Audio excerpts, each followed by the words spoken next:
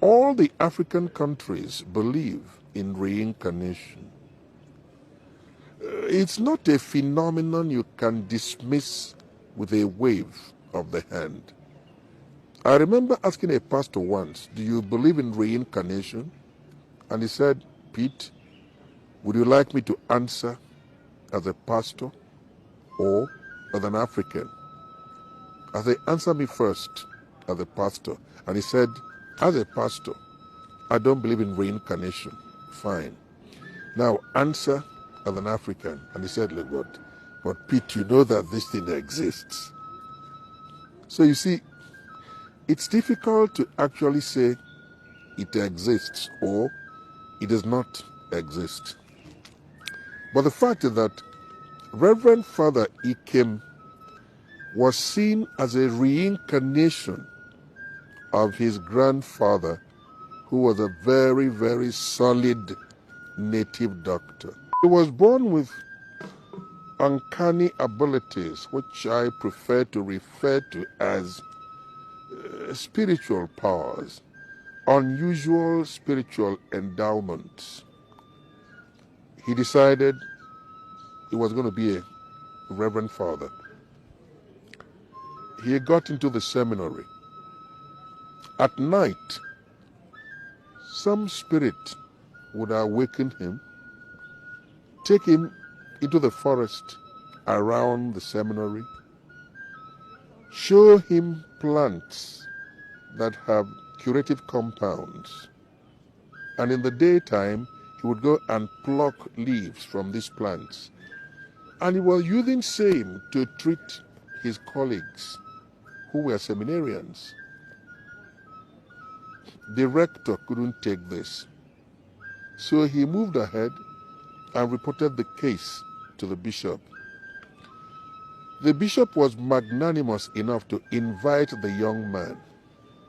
And what this young man asked the bishop was, have you ever doubted the Holy Spirit in all your years of toil in the Lord's vineyard? The bishop couldn't provide an answer, and then he said, my Lord, looking at you, I can tell that you have a congenital ailment which you have been treating for years, but it has not been cured. But I can collect herbs from around the parish house, mix these herbs with holy water, which you have blessed, and prescribe same to you over a period. If you take them, if you take this concoction as I have instructed you to, at the end of a week, you would have been completely healed, completely cured.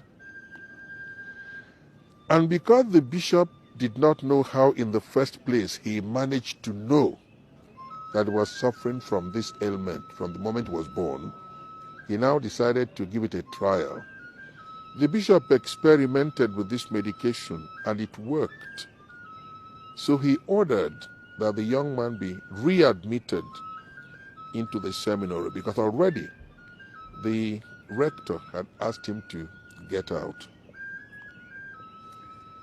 That is where the story actually begins. And in the course of his life as a seminarian and a priest, there were so many unusual things which he did.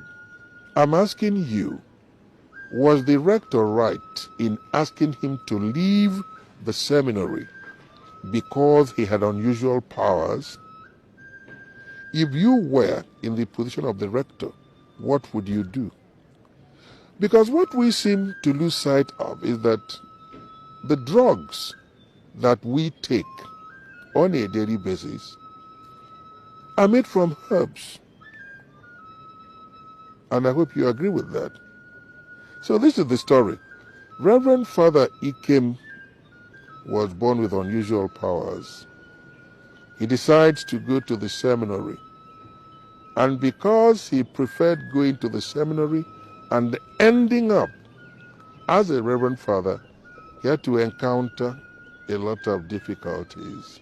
Because the church does not believe in the phenomenon of reincarnation, Reverend Father Ikem had to encounter a lot of difficulties, but he prevailed in the end.